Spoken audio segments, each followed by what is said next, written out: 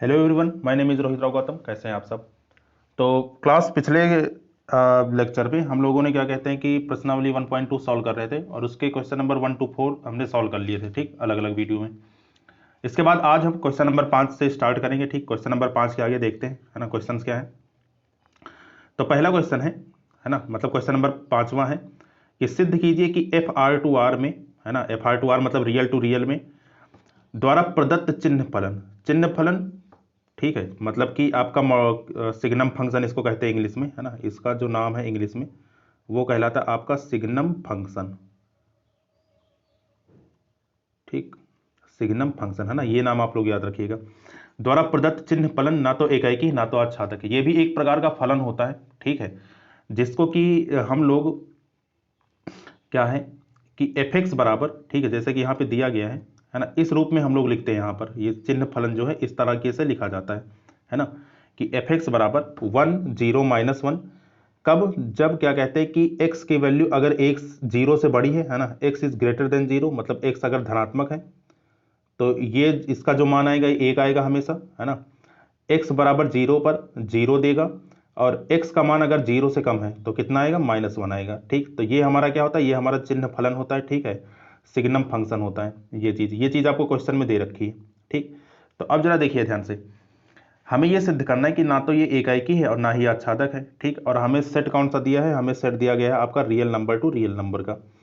तो इसमें हम लोग क्या करेंगे, सबसे पहले इसका ग्राफ देखते हैं हम लोग, है ना, कि इसका ग्राफ कैसे बनता है। तो ये रहा सिग्नम फंक्शन का ग्राफ, इसको आप ऐसे समझिएगा, ठीक। ये हमारा एक्स अक्ष, ठीक, और ये हमारा वाई अक्ष है। अब यहाँ पर जब x का मान 0 से बड़ा है ना, x का मान 0 से बड़ा है तो फंक्शन की वैल्यू कितनी है, 1 है। तो मतलब x धनात्मक है ना, x धनात्मक किधर होता है, इस तरफ होता है, ठीक, इस तरफ हमारा x पॉजिटिव होगा। तो x धनात्मक होने पर चाहे x की जो मान रहे, जैसे यहाँ पर x बराबर मान लो 5 है, x बराबर 15 है, 20 है ना, तो x का मान हमें कैसा मिलेगा हमेशा, है ना, हमेशा हमें फंक्शन का मान कैसा देखने को मिलेगा, हमें फंक्शन का मान 1 देखने को मिलेगा, ठीक। तो ये चीज़ हमने लिख लिया कि जब x का मान 0 से बड़ा है ना, तो फंक्शन की वैल्यू कितनी है, 1 है। अच्छा, यहाँ पर ये चीज़ देखिए, ये हल्का सा होल टाइप का है ना, ये होल इसलिए है क्योंकि यहाँ पर ये 0 पर वैल्यू नहीं है ना, 0 पर आपका 1 थोड़ी है, x बराबर 0 पर तो आपका 0 है ना, तो इसलिए यहाँ पर होल है। फिर इसके बाद x बराबर 0 पर कितना है फंक्शन का मान, 0, तो x बराबर 0 आपका यहाँ पे होता है ना, और फंक्शन की वैल्यू भी कितनी है, 0, तो यहाँ पर हल्का सा डार्क कर लेंगे मूल बिंदु पर, तो ये हो गया, ठीक। इसके बाद तीसरा क्या है, जब x का मान 0 से कम है ना, 0 से कम मतलब x ऋणात्मक है, तो x ऋणात्मक इधर होता है, ठीक, इधर की ओर आपका क्या होता है, x ऋणात्मक होता है। तो x ऋणात्मक होने पर फंक्शन की वैल्यू कितनी है, -1। तो मतलब कि x के किसी भी नेगेटिव वैल्यू के लिए, है ना, जो हमारा फंक्शन की वैल्यू आएगी वो हमेशा कितनी आएगी, -1 आएगी। तो ये -1 की लाइन है और यहाँ पर ये हल्का सा होल्ड है, मतलब कि इस अक्ष पर, ठीक है, -1 पर और 1 पर वैल्यू आपकी नहीं है। लेकिन इसके अतिरिक्त आप x की कोई भी वैल्यू ले लें, अगर माइनस में ले रहे हैं तो आपका ये वाला लाइन चलेगा और उसकी वैल्यू आएगी -1 फंक्शन की। अगर आप क्या कहते हैं x की प्लस वैल्यू ले रहे हैं तो आपकी ये वाली लाइन चलेगी और फंक्शन की वैल्यू किस में आएगी, +1 में आएगी, ठीक। चलो अब क्वेश्चन स्टार्ट करते हैं। तो सबसे पहले देखते हैं इसका एकाएकी कैसे होगा, है ना, मतलब एकाएकी हमें सिद्ध नहीं करना। तो हमने क्या किया कि कोई दो वैल्यू उठा लिए। देखो एकाएकी के लिए क्या शर्त होती है कि एक तीर एक को लगना चाहिए, मतलब एक एक वैल्यू पे एक ही आपकी इमेज मिले, ठीक। तो अब यहाँ पे देखो हमने क्या किया, दो अलग अलग एलिमेंट मान लिए कि x1 बराबर 4 और x2 बराबर 5, दोनों कहाँ से माने, रियल नंबर से माने, है ना, तो दोनों अलग अलग हमने एलिमेंट मान लिए। फिर हमने क्या किया कि अब जरा देखो, आप x1 की कोई भी वैल्यू ले लो, है ना, कोई भी वैल्यू ले लो, आपको फंक्शन की वैल्यू 1 ही देखने को मिलेगी, क्योंकि ये देखो ये स्ट्रेट लाइन है ना पूरी। तो यहाँ पे ये लिखा भी है कि अगर x का मान 0 से बड़ा है तो 0 से बड़े किसी भी मान के लिए फंक्शन की वैल्यू 1 आएगी। तो 4 देखो, 4 क्या है, 0 से बड़ा है तो फंक्शन की वैल्यू कितनी आ गई, 1 आ गई। फिर इसी प्रकार 5 पे हमने चेक किया, 5 भी 0 से बड़ा है तो फंक्शन की वैल्यू कितनी आ गई, 1 आ गई। तो इसका मतलब कि x1 और x2 के दो अलग अलग मान के लिए, है ना, x1 और x2 के दो अलग अलग मान के लिए हमें फंक्शन की वैल्यू कितनी देखने को मिल रही है, 1 और 1 ही देखने को मिल रही है। तो हमने फिर इसके बाद फिर क्या करते हैं, दोनों को इक्वेट कराते हैं, है ना, fx1 और fx2 को इक्वेट कराया हमने। तो यहां से हम देख रहे हैं कि fx1 और fx2 ये दोनों तो बराबर ही नहीं है ना। देखिए एकाएकी चेक करने का तरीका क्या होता है, एकाएकी चेक करने का तरीका हमारा ये होता है कि हम क्या करते हैं कि सबसे पहले फंक्शन की वैल्यू निकालते हैं, है ना, fx1 की निकाले वैल्यू, फिर इसके बाद fx2 की वैल्यू निकालते हैं, और फिर क्या करते हैं, दोनों को इक्वेट कराते हैं ना, दोनों को बराबर रखते हैं। अगर यहाँ से सॉल्व होने पर आपका x1 बराबर x2 के आ जाए, तब हम क्या बोलेंगे, तब हम बोलेंगे कि फंक्शन हमारा कैसा है, एकाएकी है। ठीक है, लेकिन अब यहाँ पे देखो x1 और x2 के दो अलग अलग मान के लिए, x1 और x2 के दो अलग अलग मान के लिए फंक्शन की वैल्यू हमें एक ही देखने को मिल रही है। तो इसका मतलब ये फंक्शन कैसा होगा, ये फंक्शन अपने आप में मेनी टू वन है ना, क्योंकि दो अलग अलग मान के लिए आपका एक मान देखने को मिल रहा है ना, तो मतलब मेनी टू वन है, तो मतलब एकाएकी नहीं है। चाहे उससे समझ लो चाहे इससे समझ लो कि fx1 बराबर fx2 किया और यहाँ से x1 x2 बराबर नहीं है, मतलब क्या है, फलन आपका एकाएकी नहीं है। ठीक, तो ये हो गया इसका एकाएकी। अब देखते हैं इसका आच्छादक कैसे सिद्ध होगा।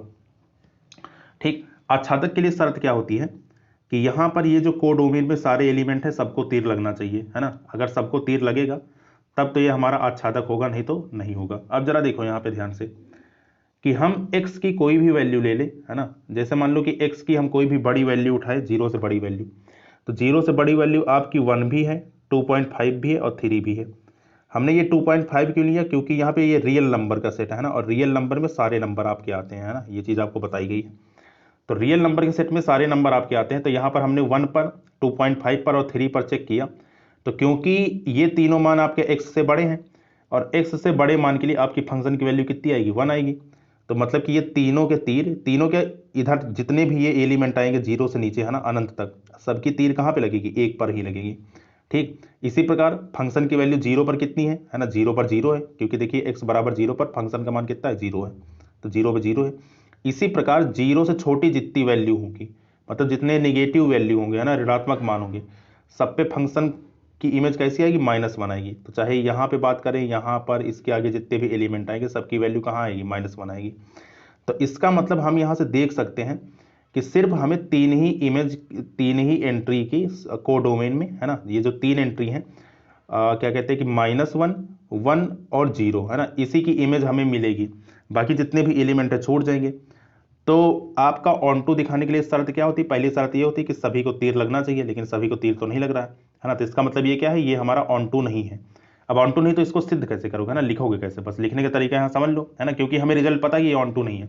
बस लिखने का तरीका हम लोग क्या करेंगे, कोडोमेन से कोई भी वैल्यू उठाएंगे, ठीक, जिस पर कि मामला फेल हो जाए। तो हमने क्या किया यहाँ पे कि y बराबर -3, है ना, और बिलोंग्स टू r, मतलब कि y बराबर -3 पर हमने चेक किया, जो कि कहाँ का एलिमेंट है, आपका कोडोमेन का एलिमेंट है। ठीक है, के लिए r में, r मतलब डोमेन में, ऐसे किसी x का अस्तित्व नहीं है कि fx बराबर इतना हो जाए। ठीक, तो बस यही लिखने का तरीका हम लोग यहाँ पे क्या कहते हैं कि यहाँ पे लिख लिए, और बाकी तो हमें पता ही है ना कि फलन हमारा आच्छादक नहीं, इसलिए फंक्शन क्या होगा, आच्छादक नहीं है। -3 ही क्यों लिया, क्योंकि इस पर मामला फेल हो रहा है ना, इसलिए यहाँ पे -3 लिया। तो हम वही वैल्यू लेंगे जिस पर मामला फेल हो जाए। तो इस प्रकार ये फंक्शन क्या है, आच्छादक नहीं, मतलब ना तो एकाएकी और ना तो आच्छादक है। बस यही चीज़ हमें सिद्ध करनी थी। ठीक, चलिए बढ़ते हैं अगले क्वेश्चन में, नेक्स्ट स्लाइड देखते हैं। तो अगला क्वेश्चन है, ठीक है, क्वेश्चन नंबर आपका कौन सा, ठीक, 6वां, है ना, एक मिनट, ठीक, हाँ, यहाँ पे क्वेश्चन नंबर 6। तो क्वेश्चन नंबर 6 पढ़ते हैं यहाँ पे। तो क्वेश्चन नंबर 6 में आपका लिखा है, माना a बराबर 1 2 3 और b बराबर 4 5 6 7। ये आपको क्या कहते हैं कि दो सेट दिए गए हैं, है ना, तथा फलन f बराबर, और इसमें ये एक रिलेशन दिया गया है, ठीक है, कि 1, 4, 2, 5, 3, 3, 6 a से b पर एक फलन है। सिद्ध कीजिए कि f क्या है, एकाएकी फलन, है ना, f का एक कैसा फलन है, एकाएकी फलन। तो चलिए सिद्ध करते हैं इसको। तो देखो यहाँ पे जब आप इसको एकाएकी सिद्ध करोगे तो फंक्शन हमें देखिए दो सेट आपका दिया गया है, ये सेट a दिया था और ये सेट b दिया था। तो इसमें जितने भी आपके मान दिए गए थे उसको हमने लिख लिया। तो सेट a में 3 वैल्यू थे, 1 2 3, तो वो यहाँ पे लिख ली गई। सेट b में 4 वैल्यू थी, 4 5 6 7, इसको यहाँ पे लिख लिया गया। ठीक, अब जरा देखो यहाँ पे ये रिलेशन आपको दिया है ना, रिलेशन पहले से इन्होंने दे रखा है कि इस रूल के अंतर्गत जो 1 की इमेज है वो 4 में मिलेगी, मतलब 1 वाला तीर 4 को लगेगा, 2 वाला तीर 5 को लगेगा और 3 वाला तीर 6 को लगेगा। ठीक, तो अब हम यहाँ पे देख सकते हैं कि सबको एक एक तीर लग रहा है ना, तो एकाएकी दिखाने के लिए क्या कंडीशन होनी चाहिए कि सबको बराबर तीर लगे। तो यहाँ पर देखिए सबको एक एक तीर लग रहा है, तो इसका मतलब क्या हुआ, इसका मतलब कि ये हमारा जो फंक्शन होगा वो कैसा फंक्शन होगा, एकाएकी होगा, और यही हमें सिद्ध करना था। ठीक, एक लाइन का क्वेश्चन था ये, है ना। चलिए बढ़ते हैं नेक्स्ट क्वेश्चन पे, क्वेश्चन नंबर 7 देखते हैं यहाँ पे। ये ठीक क्वेश्चन है ना। तो क्वेश्चन नंबर 7 में यहाँ कहा गया है कि निम्नलिखित में से प्रत्येक स्थिति में बताइए कि क्या दिए गए फलन एकाएकी आच्छादक अथवा एकाएकी आच्छादक है। मतलब एकाएकी है या तो आच्छादक है या फिर एकाएकी आच्छादक है, मतलब 1 1 ऑन 2 है। 1 1 ऑन 2 मतलब क्या है, बाइजेक्टिव है। उत्तर का औचित्य भी बताइए, है ना, उत्तर का औचित्य भी हमें बताना है। चलिए देखते हैं, क्वेश्चन को सॉल्व करते हैं यहाँ पे। तो देखो यहाँ पे सबसे पहले पहला पार्ट हमने लिया कि एफ एक्स बराबर 3-4x, दो पार्ट है क्वेश्चन में, ठीक। फर्स्ट पार्ट हमने लिया एफ एक्स बराबर 3-4x, और यहाँ पे जो फंक्शन की क्या कहते हैं कि डोमेन और को डोमेन दिया गया वो R टू R दिया गया है ना, real number two real number दिया गया। तो एकाएकी दिखाने के लिए हम लोग क्या करते हैं कि x1 x2 कोई दो एलिमेंट उठाते हैं। कहाँ से उठाते हैं, डोमेन से, है ना। डोमेन से x1 x2 दो एलिमेंट उठाएंगे। फिर यहाँ से तरीका क्या रहता है, तरीका नहीं रहता है कि हम लोग fx1 निकालते हैं, हम लोग fx2 निकालते हैं, है ना, और क्या कहते हैं कि दोनों को बराबर करते हैं। fx1 और fx2 निकालने के बाद दोनों को बराबर करते हैं। अगर यहाँ से सॉल्व होने पर x1 बराबर x2 के आ जाता है, तब तो हम बोल देते हैं क्या कि फंक्शन हमारा कैसा है, फंक्शन हमारा एकाएकी है, ठीक। तो अब जरा देखो यहाँ पे ध्यान से, फंक्शन को हमें एकाएकी दिखाना है। तो एकाएकी दिखाने के लिए यहाँ पे क्या करना पड़ेगा, x1 x2 हमने दो अलग अलग एलिमेंट माने, है ना। तो अब जरा देखो यहाँ पे, तो हमने दो एलिमेंट माने x1 और x2, कहाँ से माने, डोमेन से, डोमेन R से। फिर इसके बाद क्या किया हमने, fx1 निकाले। तो fx1 में मतलब फंक्शन में x की जगह क्या रखा, x1 रखा। तो x की जगह जब x1 रखोगे कितना आ जाएगा, 3-4x1। फिर हमने क्या रखा, fx2 निकाला, है ना। तो fx2 निकालने का तरीका क्या है, हमने फंक्शन में x की जगह x2 रखे, तो कितना आ गया, 3-4x2 आ गया, ठीक। दोनों को बराबर करवाए, है ना, fx1 fx2 दोनों को इक्वेट कराया। तो जब दोनों को बराबर करोगे तो कितना आ जाएगा, 3-4x1 बराबर 3-4x2, ठीक। ये हमने किया, 3 से 3 कटा आपका, माइनस से माइनस कटा, 4 से 4 कटा, तो यहाँ पे कितना आ गया, यहाँ पे आपका आ चुका है x1 बराबर किसके, x2 के, है ना। तो ये चीज़ यहाँ पे सॉल्व की गई है, वही जो समझा है यहाँ पे। तो x1 बराबर x2 के जैसे आ गया, तो इसका मतलब क्या हुआ कि ये हमारा फलन कैसा हो गया, फलन हमारा एकाएकी हो गया, ठीक। आच्छादक देखते हैं, आच्छादक के लिए क्या है। तो आच्छादक के लिए वही पुराना तरीका हम लोग अपनाते हैं, है ना, जो कि अभी तक यूज करते आए हैं। एक बार फिर से इसका देखते हैं, है ना। तो देखो यहाँ पे, तो इसकी डेफिनेशन क्या है ना, आच्छादक कैसे दिखाते हैं। पहला तरीका यहाँ पे देख रहे हैं, दो तरीके से हम लोग इसको करेंगे। तो फर्स्ट मेथड है आपका कि फलन fx2y आच्छादक कहलाता है यदि f के अंतर्गत y का प्रत्येक अवयव, है ना, y का प्रत्येक अवयव मतलब कि कोडोमेन, है ना, f के अंतर्गत y का प्रत्येक अवयव, दो सेट होते हैं ना, एक सेट ये एक सेट ये, तो इसका प्रत्येक अवयव मतलब कोडोमेन x के किसी न किसी अवयव का प्रतिबिंब होता है ना, x के किसी न किसी अवयव का प्रतिबिंब होता है। मतलब कि हमें क्या दिखाना है, हमें कोडोमेन बराबर रेंज के दिखाना है, ठीक। याद करिए पहले या दूसरे क्वेश्चन में हम लोगों ने इस तरह के क्वेश्चन किए थे, है ना, जिसमें दो तरीके हम लोग अपनाए थे कि अगर कोडोमेन बराबर रेंज के हम लोग दिखा ले गए, है ना, ये कोडोमेन बराबर रेंज के अगर हम लोग दिखा ले गए, तब हमारा फंक्शन कैसा हो जाएगा, तब हमारा फंक्शन कैसा हो जाएगा, आच्छादक हो जाएगा। कोडोमेन तो हमें पता है ना, क्वेश्चन में हमें कोडोमेन पहले से दे रखा है। तो कोडोमेन हमारा क्या है, सेट ऑफ रियल नंबर है ना। यहाँ पर देखिए ये जो हमारा फंक्शन का कोडोमेन है ये रियल नंबर है। रेंज निकाल लेते हैं बस इसकी, है ना। तो रेंज निकालने के लिए तरीका क्या होता है, सबसे पहले फंक्शन को आप y के रिस्पेक्ट में लिखिए, है ना। तो देखिए यहाँ पर ये चीज क्या कहते हैं कि यहाँ पर ऐसे लिखा गया, एक मिनट,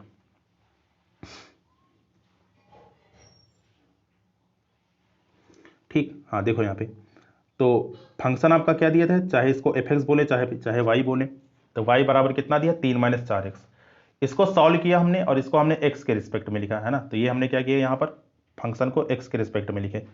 तो x के रिस्पेक्ट में जब लिखे यहाँ पे, तो फंक्शन की वैल्यू कितनी आई, फंक्शन की वैल्यू हमारी आ गई 3-y/4, है ना। x के रिस्पेक्ट में जब इसको लिखे तो कितना आ गया, 3-y और बटे कितना, 4, ठीक। तो अब जरा देखो यहाँ पे रेंज निकालने का तरीका क्या होता है, जैसा कि मैंने आपको बताया था कि इस y के पॉसिबल वैल्यू देखेंगे। तो देखो y तो आपका यहाँ पे है ना, y आपका कहाँ पे है, y आपका ये रहा, ठीक। देखिए ये रहा आपका y, है ना, ये रहा आपका y। तो y क्या है, y की वैल्यू, अब सोचो कि इस y की वैल्यू क्या हो सकती है ना, इस y के संभव मान क्या हो सकते हैं। तो अगर इस y के संभव मान की हम बात करें तो y बिलोंग्स टू कितना होगा, r होगा, है ना। r क्यों होगा, क्योंकि y तो कोई भी मान ले सकता है ना, y बिना किसी तकलीफ के सारी वैल्यू ले सकता है। तो y बिलोंग्स टू कितना हो गया, r हो गया। अब फिर हमें डोमेन देखना है फंक्शन का, है ना, ऐसे ही हम लोग नहीं बता सकते कि इसकी रेंज क्या है। तो हमने फंक्शन का डोमेन देखा, तो देखो फंक्शन हमारा कहाँ से कहाँ में परिभाषित है, फंक्शन हमारा परिभाषित है R to R में। तो इस y की वैल्यू है ना, इस y के सभी संभव मान क्या निकले, r निकले, और फंक्शन का डोमेन भी क्या है, r है। तो इसका मतलब जो इसकी रेंज निकलेगी है ना, जो इसकी रेंज निकलेगी वो क्या निकलेगी, वो निकलेगी y belongs to r। y belongs to r का मतलब क्या हुआ, फंक्शन की रेंज कितनी हो गई, r हो गई। तो फंक्शन की रेंज भी आपकी r है और फंक्शन की कोडोमेन भी आपकी r है। तो मतलब ये फंक्शन हमारा कैसा होगा, ये फंक्शन हमारा आच्छादक हो गया। ठीक, तो ये तो रहा हमारा पहला तरीका आच्छादक दिखाने का। ठीक, तो यहाँ यही चीज यहाँ पर लिखी गई है कि सिंस कोडोमेन बराबर रेंज के है ना, तो इसलिए फंक्शन हमारा कैसा है, फंक्शन हमारा आच्छादक है। ये रहा पहला तरीका। दूसरे तरीके में क्या है, दूसरे तरीके में क्या कहते हैं कि वही जो परिभाषा है ना, उसी का हम लोग यूज करते हैं। तो उसके हिसाब से हम लोग देखते हैं ना। तो दूसरा तरीका जो कि हमारी एनसीईआरटी वाली तरीका है ना, तो एक बार क्वेश्चन नोट कर लिया हमने, एफ आर टू आर में एफ एक्स बराबर 3 - 4x। ठीक, और इसको मान लिया हमने इक्वेशन नंबर 1। तो अब जरा देखो ध्यान से, इसको हमने क्या किया, इसको हमने y के टर्म में लिखा। तो अगर आपको याद हो तो हम लोग कहते थे कि सबसे पहले फंक्शन आपका एफ एक्स दिया होगा, इसको हम लोग y के बराबर मानेंगे। y के बराबर मानने पर जैसे कि यहाँ पर आपका दिया 3 - 4x। ठीक, 3 - 4x आपका दिया है, इसको हमने y के बराबर मान लिया। तो अब जरा देखो ध्यान से, जब हम इसको सॉल्व करेंगे, ठीक है, जब हम इसको सॉल्व करेंगे मतलब कि y बराबर 3 - 4x को जब x के लिए सॉल्व करोगे तो x का मान कितना आएगा, पक्षांतर वगैरह करोगे तो x का मान आ चुका है आपका 3 - y/4। अब इस x का मान रखेंगे यहाँ पर। ठीक है, कहाँ पे रखेंगे, इस वाले समीकरण में है ना, x का मान यहाँ पे रखेंगे। तो x का मान जब यहाँ पे रखोगे तो देखो हुआ क्या है ना, वही चीज यहाँ पर हमने की है कि सबसे पहले एफ एक्स को माना समीकरण 1 है ना, तो ये चीज हमने यहाँ पर समीकरण 1 मान ली।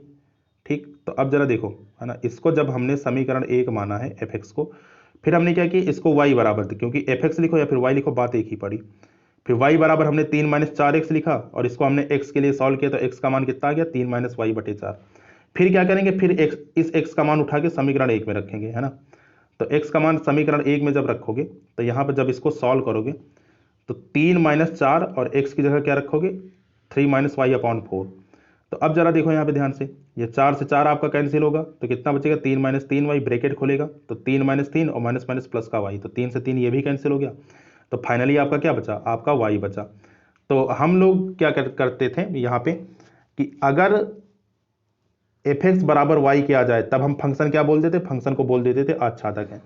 अब ये चीज आपको भले ही देखने में अजीब लगेगी कि सबसे पहले हमने क्या किया कि एफ एक्स था, एफ एक्स को वाई के रूप में लिखा, फिर एक्स का मान यहाँ से निकाले, एक्स का मान फिर से यहाँ पे क्या कहते रखे, तो हमारा क्या आ गया, एफ एक्स बराबर वाई आ गया।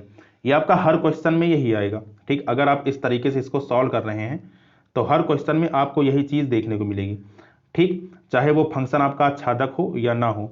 तो इसीलिए हमने क्या कहते हैं कि पहले ही मेथड में इसको चेक कर लिया कि हाँ भाई ये फंक्शन हमारा आच्छादक है कि नहीं है। ठीक, तो हमने देख लिया कि वहां पे आच्छादक है, इसलिए ही क्या कहते हैं कि ये तरीका हम लोग आंख मूंद के निकाल सकते हैं, आंख मूंद के इसको यूज कर सकते हैं ना। नहीं तो हर क्वेश्चन में इसको नहीं यूज कर सकते। मान लीजिए कि आप उस क्वेश्चन में ये तरीका अपनाएंगे जो फंक्शन आपका आच्छादक नहीं है, तब भी आपका एफ एक्स बराबर वाई ही आएगा। तो इसका मतलब क्या निकला, इसका मतलब ये निकला कि हम लोग एफ एक्स बराबर वाई के आधार पर ये नहीं बोल सकते कि फंक्शन हमारा कैसा है।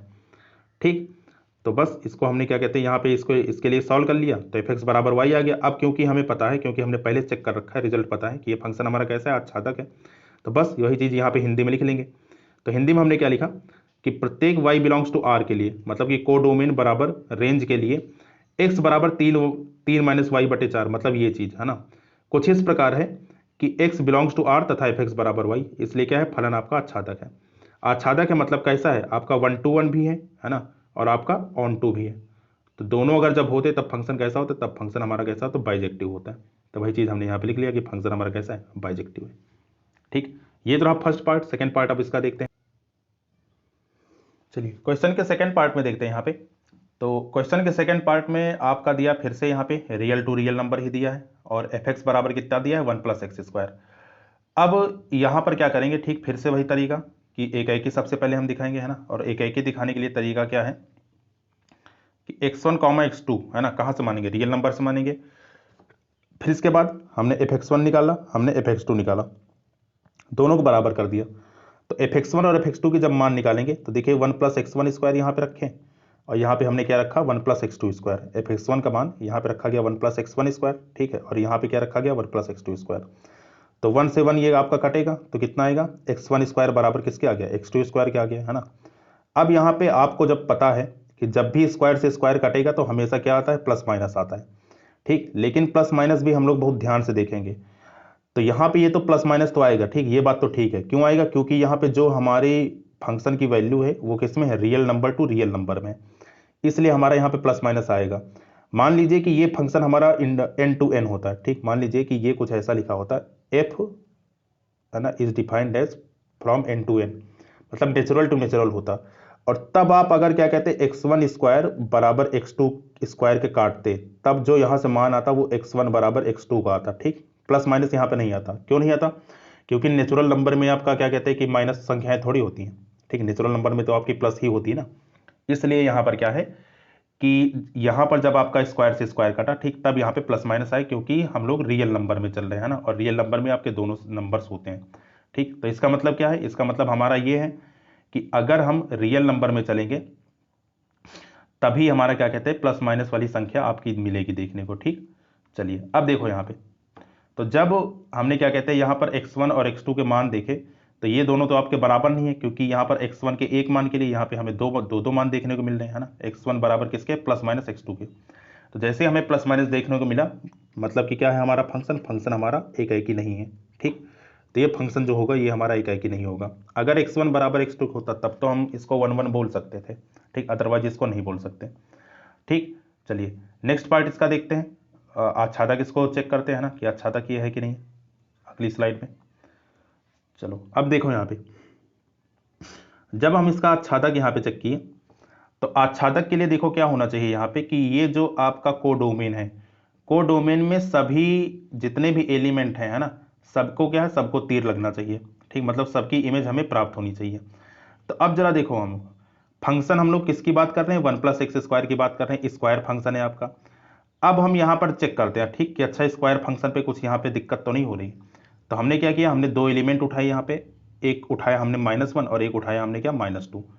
तो x1 बराबर जब हमने -1 पर देखा, तो यहाँ पर इस फंक्शन में, है ना, x की जगह क्या रखा, -1 रखा। तो रखेंगे जब यहाँ पे, तो 1 प्लस x की जगह कितना, -1 का स्क्वायर। तो अब जरा देखो यहाँ पे, -1 का स्क्वायर कितना होगा, 1 होगा, और 1 और 1 मिलके कितना हो जाएगा, 2 हो जाएगा। इसी प्रकार हमने x बराबर -2 रखा, यहाँ पे x बराबर -2 रखे, तो -2 का स्क्वायर कितना हो जाएगा, 4, और 4 प्लस 1 मिलके कितना बन जाएगा, 5। तो हम यहाँ पे देख रहे हैं कि अगर हम भले ही x का मान निगेटिव लें, है ना, ऋणात्मक संख्या लें, लेकिन हमें y में वैल्यू क्या है, y में वैल्यू हमें पॉजिटिव देखने को मिल रही है, क्योंकि स्क्वायर फंक्शन है ना, स्क्वायर क्या करता है, माइनस को प्लस कर देता है, ठीक। तो इसका मतलब क्या है, इसका मतलब हमारा ये है कि ये जितने भी रियल नंबर में, ठीक है, जितने भी हमारी निगेटिव वैल्यूज होंगी, है ना, रियल नंबर में, ये यहाँ पर जितने भी ऋणात्मक मान होंगे इनको तो तीर लगेगा ही नहीं, है ना। जितने भी इस वैल्यू होंगे सब प्लस वालों को लगेगा, और प्लस वालों में भी सबको नहीं लगेगा, ठीक, दशमलव संख्याएं आपकी छूट जाएंगी। तो इसका मतलब क्या है, हम देख के ही बता सकते हैं कि ये फंक्शन हमारा कैसा है, आच्छादक नहीं है। अब ये फंक्शन हमारा आच्छादक नहीं, तो बस इसको लिखने का तरीका देख लो। तो एक तरीका तो आपका ये रहा कि हमने चेक कर लिया कि अच्छा भाई आच्छादक है या नहीं है। दूसरा तरीका इसका, है ना, दूसरा तरीका जैसा कि हम परिभाषा से करते हैं, है ना, जो एनसीईआरटी की परिभाषा है। तो हमने क्या किया कि y बराबर -2 बिलोंग्स टू r, -2 हमने कहाँ से उठाया, r का मतलब कहाँ, कोडोमेन से, ठीक है, के लिए r में ऐसे किसी, इस r का मतलब क्या हुआ, इस r का मतलब डोमेन हुआ, ठीक, एक r यहाँ पे, एक r यहाँ पे, तो इसका मतलब डोमेन, और इस वाले r का मतलब कोडोमेन, ठीक है। तो r में ऐसे किसी x का अस्तित्व नहीं है ताकि फलन fx बराबर 1 प्लस एक्स स्क्वायर हो, अतः फलन क्या है, आच्छादक नहीं है। कहानी खाली वही है, बस इसको हमने यहाँ पे किताब की भाषा में लिखने की कोशिश की है, बस, है ना, यहाँ पे क्योंकि किताबी लैंग्वेज आपको यूज करनी पड़ेगी, है ना, तो वो चीज़ यहाँ पर हमने यहाँ पे किया है। और बाकी क्या कहते हैं अपने उसके लिए, है ना, कि हाँ भाई ये है कि नहीं, हमने यहाँ पे चेक ही कर लिया कि फंक्शन हमारा कैसा है, तो वो हमने पहले चेक कर लिया था कि ये हमारा आच्छादक नहीं है, ठीक। चलिए बढ़ते हैं अगले क्वेश्चन में, क्वेश्चन नंबर 8 आपका। तो क्वेश्चन नंबर 8 में कह रहा है कि माना ए व बी दो समुच्चय हैं, ठीक, दो समुच्चय आपको दिए गए हैं। तो हमने मान लिया कि एक समुच्चय आपका ये है 1 2 3 अपनी तरफ से माना, और b बराबर कितना है, 4 5 है, ठीक। सिद्ध कीजिए कि F A cross B to B cross A. तो ए क्रॉस बी सबसे पहले निकालते हैं, है ना। तो ए क्रॉस बी हमने निकाला, तो 1 का 4 से, तो यहाँ पे 1,4, इसी प्रकार 1 का 5 से तो 1,5, फिर 2 का 4 से 2,4, 2,5, इसी प्रकार 3,4, 3,5, ये हमने निकाला ए क्रॉस बी, ठीक, ये चीज़ आपको निकालनी आती है। इसी प्रकार हमने निकाला b क्रॉस a, तो इसका इससे जब क्रॉस प्रोडक्ट कराओगे तो 4,1 है ना, इस 4 का इस 1 से, फिर इस 4 का इस 2 से, फिर इस 4 का इस 3 से, है ना। फिर इसी प्रकार आपका 4,1 4,2 4,3 ये लिख लिया इसी प्रकार, ठीक है।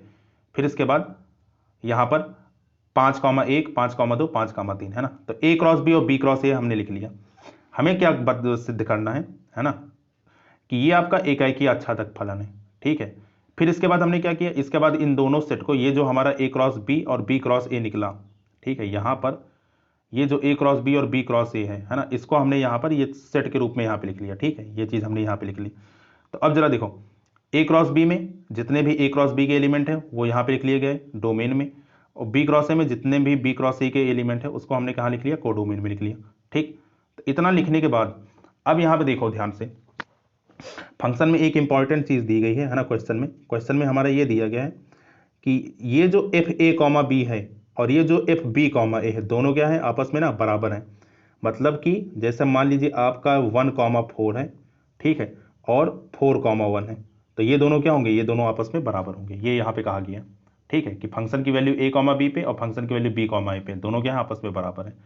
तो अब जरा देखो यहाँ पे, तो होगा क्या यहाँ पे, कि ये जो 1,4 है, ठीक है, और ये जो यहाँ पर 4,1 है, ये दोनों आपस में बराबर है, तो मतलब कि ये तीर इसको हिट करेगा, ठीक। तो ये हमने करवा लिया।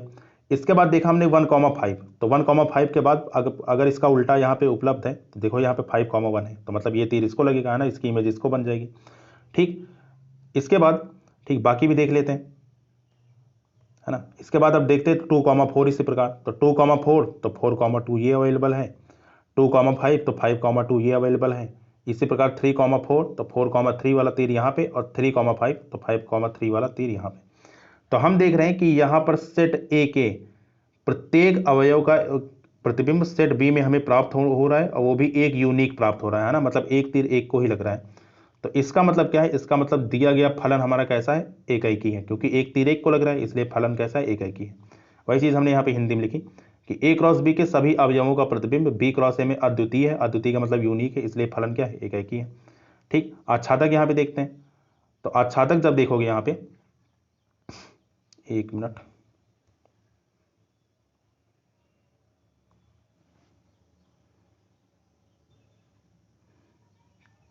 ठीक, चलिए ये रहा अगली स्लाइड।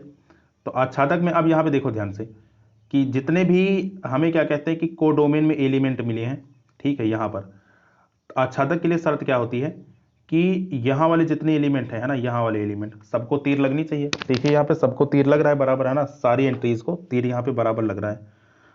तो इसको हम क्या बोल सकते हैं, इसको हम बोल सकते हैं कि जो हमारे फंक्शन का कोडोमेन है ना, जो हमारा फंक्शन का कोडोमेन है वो किसके बराबर है, वो बराबर है रेंज के, है ना। तो इसका मतलब हमारा फंक्शन कैसा है, आच्छादक है, ठीक। तो वही चीज़ यहाँ पे लिखी है अगली स्लाइड में कि चूंकि कोडोमेन बराबर रेंज ऑफ द फंक्शन, है ना, codomain of B cross A बराबर range of B cross A, तो इसलिए फलन हमारा कैसा है, आच्छादक है, ठीक। चलिए ये वाला पार्ट हो गया।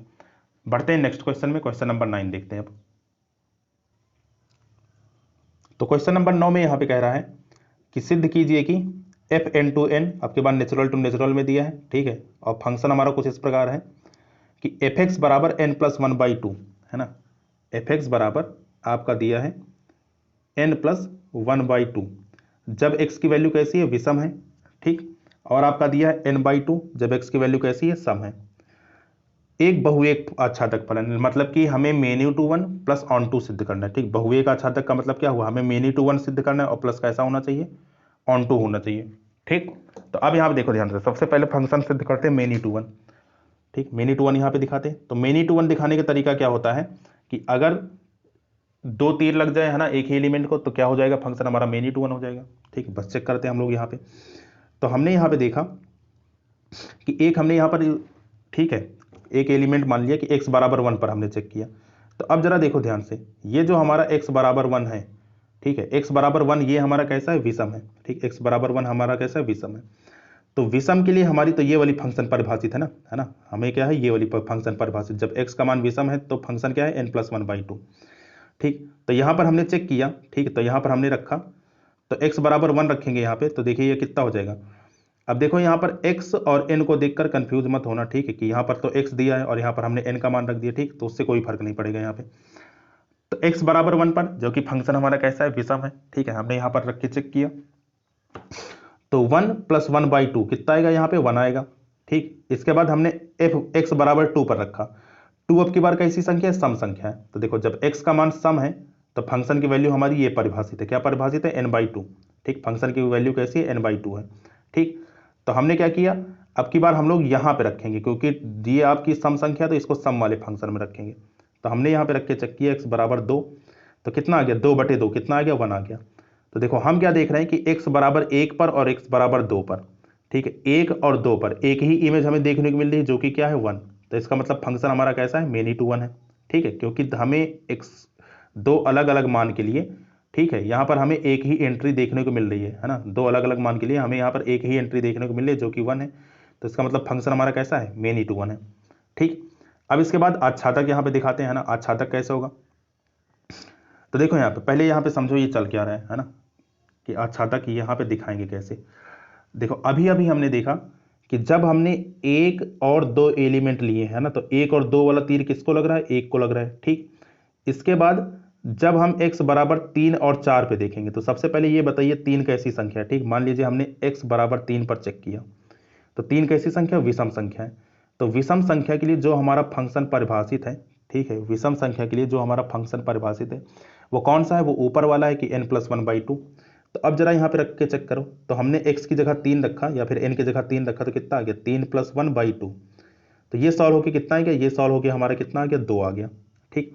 इसी प्रकार हमने x बराबर 4 पर चेक किया, तो जब x बराबर 4 पर आप चेक करोगे, है ना, तो x बराबर 4 पर चेक करके देखोगे जब आप, तो देखिए कितना आएगा, x बराबर 4 पर हमने चेक किया, तो 4 पर चार पहली बात पर कौन सी संख्या आपकी, सम संख्या है, और सम संख्या के लिए नीचे वाला फंक्शन परिभाषित है, मतलब n/2। तो वहां पे जब रखोगे तो देखो कितना आएगा, ये आपका आ जाएगा 4/2। तो 4/2 मतलब कितना आ गया, ये भी आपका 2 आ गया। तो हम क्या देख रहे हैं यहाँ पर 3 पर और 4 पर किसको तीर लग रहा है, सिर्फ 2 को लग रहा है ना। तो यहाँ पर हमने 3 वाला तीर और 4 वाला तीर किसको लगा दिया, 2 को लगा दिया। इसी प्रकार एक बार और चेक करते हैं ना, तो एक बार और हमने चेक किया, तो यहाँ पर हमने क्या चेक किया कि अब की बार हम लोग देख ले रहे हैं, है ना, अब की बार हम लोग ले रहे हैं कि x बराबर 5 पर और x बराबर 6 पर। तो x बराबर 5 कैसी संख्या है, फिर से आपकी विषम संख्या है। तो इसको विषम वाले में जब रखोगे, है ना, तो विषम वाला आपका ऊपर वाला फंक्शन है, तो उसमें जब आप रखे तो कितना हो गया, 5 + 1/2, कितना आएगा यहाँ सॉल्व होके 3। फिर हमने x बराबर 6 पर चेक किया, तो x बराबर 6 पर जब आप इसकी वैल्यू निकालोगे, है ना, तो x बराबर 6 पर आपकी f6 बराबर कितनी आ जाएगी, नीचे वाला फलन, है ना, क्योंकि x आपकी सम संख्या है, तो सम के लिए नीचे वाला फंक्शन है, तो कितना आ गया, 6/2 बराबर किसके, 3 के।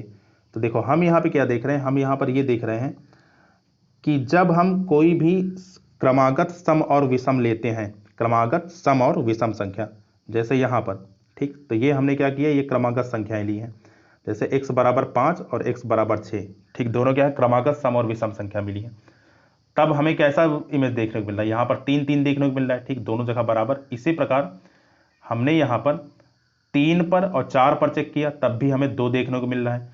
तो वही चीज़ यहाँ पर ये तीर आपका यहाँ पे लगाया गया है कि जैसे जैसे हम वैल्यू लेंगे, ठीक, जैसे यहाँ पर हमने क्या कहते हैं कि 5 और 6 लिया तो 3 पे तीर लगा, इसी प्रकार 7 और 8 लेंगे तो किस पे तीर लगेगा, 4 पे लगेगा। तो देखो यहाँ पर ये जो नेचुरल नंबर में सेट है, ठीक है, हम देख रहे हैं कि जैसे जैसे हम आगे नीचे बढ़ते जाएंगे सबको तीर ये लगता चला जाएगा, ठीक, सबको तीर लगेगा, कोई भी एलिमेंट बचेगा नहीं।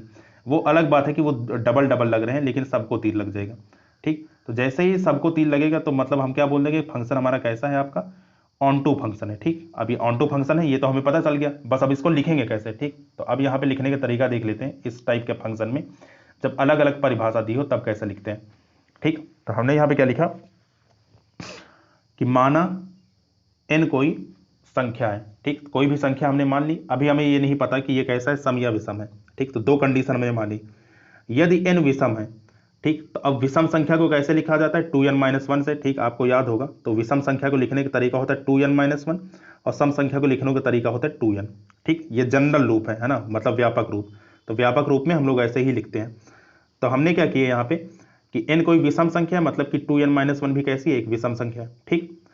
तो अब विषम संख्या में विषम संख्या वाला मान रखेंगे। तो देखिए विषम संख्या हमारी क्या कहते हैं, जब n कोई विषम संख्या हो तो फंक्शन हमारा क्या परिभाषित है, फंक्शन हमारा ये परिभाषित है n+1/2 वाला। ठीक, यहाँ पर देखिए जब x हमारा विषम है, x हमारा विषम है तो फंक्शन कौन सा परिभाषित है, ये परिभाषित है। ठीक, तो यहाँ पे जब हमने रखा तो हमने क्या रखा, 2n-1 वहां पे रखा n+n+1/2 की जगह। तो n की जगह हमने रखा 2n-1, ये ब्रैकेट में है ना, +1/2। इसको सॉल्व किया तो यहाँ पर आपका 1 से 1 कटा। ठीक है, ये 1 से 1 कैंसिल, तो कितना आ गया 2n/2, मतलब कि कितना आ गया सॉल्व होके, ये आपका आ गया 1n। ठीक, चलिए तो ये यहाँ पर वैल्यू किसकी आ गई, ये आ गई हमारी विषम की। इसके बाद सम पे देखते हैं। ठीक, तो हम अब की बार हमने क्या माना, n को सम माना है।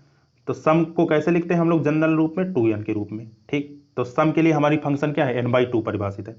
तो वहां पर हमने ये जो फंक्शन हमारा सम के लिए परिभाषित है वो क्या परिभाषित है, n/2। तो हमने n की जगह 2n जब रखा तो यहाँ पे कितना आ गया 2n/2। तो 2n/2 को जब सॉल्व किया तो ये आपका 2 से 2 कटा, तो कितना बचा आपका n बचा। ठीक, तो हम क्या देख रहे हैं कि आपकी विषम संख्या पे भी n मिल रहा है फंक्शन का मान, और सम संख्या पे भी फंक्शन का मान n मिल रहा है। तो हम इसको लिख सकते हैं, ठीक है, कि प्रत्येक n बिलोंग्स टू n, है ना, मतलब कि सम या विषम के लिए n में पूर्व प्रतिबिंब का अस्तित्व है। पूर्व प्रतिबिंब मतलब कि प्री इमेज। ठीक है, n में पूर्व प्रतिबिंब का अस्तित्व है मतलब प्री इमेज। तो ये आपकी प्री इमेज होती है ना, तो वही कह रहा है कि यहाँ पे इसका अस्तित्व है। तो मतलब फंक्शन हमारा कैसा है, फंक्शन हमारा क्या है, आच्छादक है। ठीक, तो बस रिजल्ट हमें पता था, उसी चीज़ को हमने लिख लिया। अब फलन आच्छादक है तो मतलब कि फंक्शन हमारा कैसा है, मेनी टू वन भी हमारा हो गया और आच्छादक भी हो गया। ठीक, तो ये करना था यहाँ पे क्वेश्चन में, है ना। एक बार इसको ध्यान से देख लीजिएगा, समझ में आ जाएगा।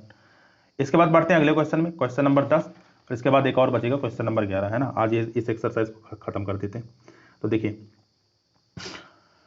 क्वेश्चन नंबर 10 है यहाँ पे, है ना। ये क्या कह रहा है कि माना a r-3, है ना। r-3 मतलब कि a कोई सेट है, ठीक है, और r-3 का मतलब क्या होगी कि सभी उसमें रियल नंबर होंगे लेकिन 3 को छोड़कर। ठीक, किसको छोड़कर, 3 को छोड़कर। ठीक, तो r-3 तथा b बराबर r-1, है ना, है। और फंक्शन हमारा कैसा दिया, fx बराबर x-2/x-3 द्वारा परिभाषित फलन f(a)to(b) पर विचार कीजिए। ठीक, अच्छा आगे क्या क्या कह रहा है क्वेश्चन में, क्या f एकाकी अघातक है, मतलब 1 1 2 है। अपने उत्तर का औचित्य भी बताइए। चलिए भाई चेक करते हैं, सबसे पहले इसका 1 1 देखते हैं ना फंक्शन का। तो फंक्शन का 1 1 देखने का तरीका क्या होता है कि फिर से वही कहानी कि हम लोग x1 x2 दो नंबर मानेंगे, और वो भी कहाँ से मानेंगे, डोमेन से। तो डोमेन हमारा कैसा दिया है, डोमेन हमारा दिया a, है ना। डोमेन हमें क्या दिया, a दिया डोमेन और b दिया क्या, कोडोमेन। a आपका ये सेट है और b आपका ये सेट है ना, सब कुछ यहाँ पे बताया गया। तो अब जरा देखो ध्यान से, तो x1 और x2 हमने क्या कहते हैं कि नंबर माने, वो भी कहाँ से माने आपके, ठीक है, सेट a से माने। तो इसके बाद हमने निकाला यहाँ पे fx1, ठीक, और हमने क्या निकाला fx2, मतलब x1 की x की जगह x1 यहाँ पे रखे और यहाँ पे x की जगह x2 रखे, दोनों को इक्वेट कराया, fx1 बराबर fx2 की किया, तो इसको सॉल्व करना स्टार्ट किया, है ना। सॉल्व कैसे करेंगे, बहुत आसान है। ठीक, देखो यहाँ पे इसका तिर्यक गुणा इसके साथ, तो x1 - 2 x2 - 3 यहाँ पे लिख लिया। फिर इसका तिर्यक गुणा इसके साथ, तो x1 - 3 x2 - 3 यहाँ पे लिख लिया। इसके बाद क्या किया कि ये वाला ब्रैकेट खोले हैं तो ये इतना आया है, ये वाला ब्रैकेट खोले तो इतना आया। ठीक, ब्रैकेट खोलना, ठीक, आई होप सबको क्लियर होगा यहाँ पे। तो फिर यहाँ पे जो जो चीज़ कट रही थी, जैसे यहाँ पे x1 x2 से कट रहा था, +6 से कट रहा था। ठीक, तो ये चीज़ हमने काट दिया। काटने के बाद इधर क्या बचा, इधर बचा -3x1, और यहाँ पे ये जो -2x1 था इसको भी इधर ले आए, तो इधर माइनस आएगा तो इधर क्या बन जाएगा प्लस, तो -3x1 + 2x1। इसी प्रकार -3x2 यहाँ पहले से था और -2x2 इधर आए तो किस में आ गया, प्लस में आ गया। ठीक, तो अब यहाँ पे देखो ध्यान से, -3 + 2 यहाँ पर ये क्या होगा, ठीक, यहाँ पर देखिएगा ये आपका -3 + 2 किसके बराबर होगा, -1 के। तो -3x1 + 2 बराबर किसके, -x1 बराबर -3x2 + 2x2, ये बराबर किसके आएगा, -x2 के आएगा। ठीक, तो यहाँ पर हमने माइनस से माइनस को कट किया तो माइनस माइनस बिकम्स प्लस, तो यहाँ से क्या आ गया, x1 बराबर x2 आ गया। तो x1 बराबर x2 जैसे आया तो इसका मतलब क्या हो कि ये फलन हमारा कैसा है, एकाकी है। ठीक, तो चलिए एकाकी तो आपका सिद्ध हो गया। आच्छादक देखते हैं, आच्छादक होगा कि नहीं। तो आच्छादक के लिए हम लोग क्या करेंगे, सबसे पहले y को लिखते हैं x के रिस्पेक्ट में, है ना। तो फंक्शन हमारा ये दिया है, एफ एक्स बोल लो, y बोल लो, है ना, x minus two upon x minus three, ये हमारा दिया है। ठीक, तो ये हमारा फंक्शन दिया है, तो इसको हमने x का मान रखा y के रिस्पेक्ट में, है ना। ये इसके लिए हमने सॉल्व किया। तो ये सॉल्व कैसे होगा, सबसे पहले x माइनस तीन का तिर्यक गुणा y के साथ लगाए, है ना। तो यहाँ पे y के साथ लगा और इसको खोल दिए, तो x का गुणा y से, तो एक्स वाई माइनस x का गुणा तीन से, तो 3y। ठीक, ये हमारा हो गया। यहाँ पर देख सकते हैं आप, ठीक, यहाँ पर कि इस y का गुणा यहाँ पे लगेगा, है ना, y ब्रैकेट में x माइनस तीन, तो कितना होगा एक्स वाई माइनस में 3y, जो कि यहाँ पर हमने लिखा है। ठीक, बराबर किसके, x माइनस टू के। ठीक, अब इसके बाद देखो, इतना लिखने के बाद, है ना, ये चीज़ आपकी क्लियर हो गई होगी। अब हम क्या करेंगे, x को ले आओ एक तरफ। ठीक, तो एक्स वाई ये पहले से है, ये x प्लस में इधर आएगा तो माइनस में, तो एक्स वाई माइनस एक्स बराबर माइनस टू यहाँ पे पहले से था, और ये 3y माइनस में इधर आएगा तो प्लस में, तो कितना हो गया, ये हमारा हो गया 3y माइनस टू। ये यहाँ पे माइनस टू है ना, इस बात का ध्यान रखना, ये आपका माइनस है, यहाँ पर भी माइनस है। ठीक, तो अब इसके बाद फिर हमने क्या किया कि यहाँ पर देखो, इसके लिए जब सॉल्व करना स्टार्ट किए, तो यहाँ पर इसमें इन दोनों में, ठीक है, इसमें हमने क्या किया, यहाँ पर एक्स वाई माइनस एक्स में एक्स आपका कॉमन, इधर तो आपका राइट हैंड साइड में वही चलेगा। तो जैसे ही एक्स हमने कॉमन लिया, तो ब्रैकेट में कितना बचा, वाई माइनस वन बचा। ठीक, तो एक्स कॉमन लेने पर वाई माइनस वन बचा, इसका इधर पक्षांतर किया। ठीक, तो कितना आ गया, 3y माइनस टू बराबर वाई बटे वाई माइनस वन।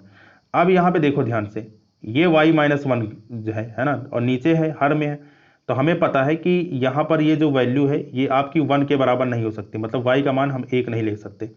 क्यों नहीं ले सकते, क्योंकि जैसे ही यहाँ पे आप y बराबर वन रखोगे, तो वन माइनस वन कट के कितना हो जाएगा, जीरो, और आपको पता है कि नीचे हर में कभी भी जीरो नहीं होना चाहिए।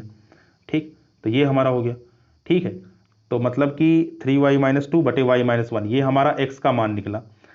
अब आच्छादक निकालने का तरीका क्या है, आच्छादक निकालने का तरीका आपका ये होता है कि यहाँ से, ठीक है, यहाँ से इस जगह से y का हम लोग संभव मान देखते हैं, है ना, यहाँ से y का संभव मान देखेंगे, मतलब y belongs to capital Y से हम लोग मान देखेंगे। अगर इसके लिए x के मान का अस्तित्व है ना, तो मतलब x बिलोंग्स टू, अगर क्या कहते हैं कि a है, और यहाँ पे y बिलोंग्स टू b से हम लोग मानेंगे। ठीक, तब हम क्या बोल देंगे, फलन हमारा कैसा है, आच्छादक है। ठीक, तो इसी को यहाँ पे सॉल्व करने की कोशिश करते हैं, बढ़ते हैं नेक्स्ट स्लाइड में। तो अब यहाँ पे देखो ध्यान से, एक एक करके चेक करते हैं कि अच्छा ये हमारा आच्छादक होगा या नहीं होगा। तो फिर हम लोग यहाँ पे क्या करेंगे, ठीक, यहाँ थोड़ा ध्यान से समझिएगा इस चीज को, इसको थोड़ा रफ कर देते हैं। ठीक, हाँ, तो अब यहाँ पे देखो, x का मान हमारा कितना निकला, x का मान हमारा निकला है 3y माइनस टू बटे वाई माइनस वन, और यहाँ पे क्या लिखा है, y का मान बराबर नहीं होना चाहिए एक के। तो हमने क्या किया यहाँ पे कि y बिलोंग्स टू कहाँ से देखेंगे, सेट b से देखेंगे। ठीक, और सेट b हमारा क्या दे रखा है, सेट b हमारा यहाँ पे दे रखा है r माइनस वन। ठीक, सेट b हमारा क्या दे रखा है, r माइनस वन। तो यहाँ से हम कोई भी वैल्यू उठा के देखते हैं कि अच्छा यहाँ पे कुछ होगा, तो हम लोग यहाँ पे मान चलते हैं, है ना, एक छोड़कर कोई भी वैल्यू उठाते हैं। तो जैसे यहाँ पे हमने चेक किया y बराबर दो पर, तो जैसे हमने y बराबर दो पर चेक किया, तो देखो यहाँ पे रखेंगे, x बराबर कितना आ जाएगा, तीन दूनी छः, तो ऊपर आ गया 6 माइनस दो बटे दो माइनस एक, तो 6 में से दो गया आपका कितना आया, चार, चार बटे एक, मतलब कितना आ गया आपका, चार। तो अब देखो ये जो x का मान चार है ना, तो यहाँ से क्या आया, ये आपका कितना आ गया, ये आपका आ गया x बराबर किसके आ गया, x बराबर हमारा चार के आ गया। तो देखो चार ये कहाँ है, ये हमारा सेट ए में है। तो इसी प्रकार हम लोग क्या करेंगे, अलग अलग यहाँ पे y के मान देखेंगे, है ना, सभी संभव मान देखेंगे एक को छोड़कर, और उसके लिए हम लोग देखेंगे कि ये जो हमारा a निकला, क्या ये सेट ए में बिलोंग कर रहा है। तो जैसे ये हमारा सेट ए में बिलोंग कर जाएगा, वैसे हम क्या बोल देंगे कि ये फलन हमारा कैसा है, आच्छादक है। तो आप कोई भी वैल्यू देख सकते हैं ना, ये आपका हर जगह आच्छादक ही निकलेगा। तो वह बस वही चीज यहाँ पे हम लोग लिखा है। ठीक, अगली स्लाइड में क्या कि यहां पर y बराबर एक के अतिरिक्त, मतलब एक छोड़कर, प्रत्येक y belongs to capital B के लिए x बिलोंग्स टू a है ना, अतः फलन हमारा कैसा है, आच्छादक है। आच्छादक है, एक ही भी था, तो फंक्शन हमारा कैसा हो गया, एक ही आच्छादक हो गया, मतलब कि क्या हो गया हमारा, 1 1 2 हो गया। ठीक, चलिए बढ़ते हैं अगले क्वेश्चन में, जो कि लास्ट क्वेश्चन है इस एक्सरसाइज का। ठीक, आपका बहुविकल्पीय टाइप का है। क्वेश्चन में आपको दे रखा है f(x) बराबर x की पावर 4, और फंक्शन हमारा कहाँ से दिया, रियल टू रियल में। हमें चेक करके बताना है कि ये फंक्शन हमारा कैसा है, एकाएकी है, आच्छादक है, एकाएकी नहीं है, आच्छादक नहीं है, या फिर दोनों नहीं है। ठीक, तो हमने क्या किया, क्योंकि हमें चेक करके बताना, सिद्ध तो करना नहीं है। ठीक है, तो हमने यहाँ पर क्या कहते हैं कि इसको यहाँ पे सेट बना लिया है ना, दो सेट बना लिए यहाँ पे। तो एक रियल नंबर का सेट ये हो गया, दूसरा रियल नंबर का सेट हमारा ये हो गया। ठीक, तो दोनों हमने यहाँ पे सेट बना लिए हैं। सेट में हमने रियल नंबर के कुछ वैल्यू लिख लिए, जैसे यहाँ पे -3, -2, -1, 0, 1.5, 2, इसी प्रकार यहाँ पे लिख लिया। ठीक, इसके बाद हम लोग यहाँ पे चेक करके देखे। ठीक है, तो जैसे ही हमने यहाँ पे चेक किया तो देखो x बराबर -1 पर यहाँ पे देखेंगे, -1 पर और 1 पर। ठीक, दोनों जगह हमने देखा यहाँ पे। ठीक, तो -1 पर जब हमने देखा तो -1⁴ यहाँ पे रखेंगे x का मान, -1⁴ कितना आएगा, 1 आएगा। इसी प्रकार यहाँ पर फिर से x बराबर 1 पर देखे तो यहाँ पर 1 रखा तो 1 की पावर 4 कितना आ गया, 1 आ गया। तो हम देख सकते हैं कि -1 पर और 1 पर फंक्शन की वैल्यू कैसी है, 1 है। मतलब कि दो तीर एक जगह लग रहे हैं। तो दो तीर एक जगह लगे तो मतलब फंक्शन हमारा कैसा है, फंक्शन हमारा एकाएकी नहीं है। एकाएकी तो नहीं निकला ये। ठीक है, बाकी देखते हैं, दूसरा आच्छादक चेक करने की कोशिश करते हैं। तो आच्छादक देखो जब आप चेक करोगे, ठीक, तो यहां पर ये जो माइनस वाली संख्याएं होंगी, ठीक है, माइनस वाली संख्याएं होंगी, ये किसी का प्रतिबिंब नहीं बनेंगी। क्यों नहीं बनेंगी, क्योंकि फंक्शन हमारा कैसा दिया, फंक्शन की घात हमारी प्लस है। जैसे फंक्शन हमारा दिया f(x) बराबर x⁴। तो आप कोई भी वैल्यू ले लो, जैसे यहाँ पे मैंने लिया -2, तो -2 पे जब आप चेक करोगे तो -2⁴ है ना, -2⁴ कितना आ जाएगा, 16 आ जाएगा। तो 16 भी किस में है, प्लस में है। तो आप चाहे माइनस वैल्यू लो चाहे प्लस वैल्यू लो, इसको ये यहाँ पे जितने भी माइनस वाली संख्याएं ये किसी का प्रतिबिंब नहीं बनेंगी। तो अब नहीं बनेंगी तो मतलब कि ये वाले एलिमेंट हमारे छूट गए। अब अगर ये एलिमेंट छूट गए तो मतलब फंक्शन हमारा कैसा है, आच्छादक नहीं है। तो वही हमने लिखा कि f(x) बराबर x⁴ में ऋणात्मक संख्या किसी भी वास्तविक संख्या का प्रतिबिंब नहीं होगा, इसलिए फलन हमारा आच्छादक नहीं है। तो मतलब कि ना तो एकाएकी है ना तो आच्छादक है। तो ऐसा हमारा कौन सा ऑप्शन है, ऑप्शन नंबर डी है। किताब में आप लोग देख लीजिएगा। ठीक, तो ये हमारा राइट आंसर हो जाएगा, है ना। तो इस प्रकार से ये एक्सरसाइज हमने खत्म कर लिया।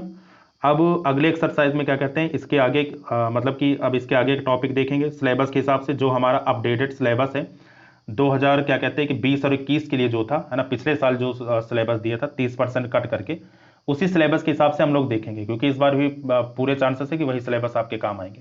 ठीक, तो 30% वाले सिलेबस के हिसाब से देखेंगे क्या क्या बचा है, और उस हिसाब से हम लोग क्या कहते हैं कि आगे के टॉपिक देखेंगे। ठीक, तो उम्मीद है आपको समझ में आया होगा, है ना। ये क्लास, ये एक्सरसाइज खत्म हो गई, इसको आप लोग रिवाइज कर लीजिएगा। और बाकी आज के लिए इतना ही रखते हैं, है ना। मिलते हैं नेक्स्ट सेशन में, तब तक के लिए थैंक यू सो मच।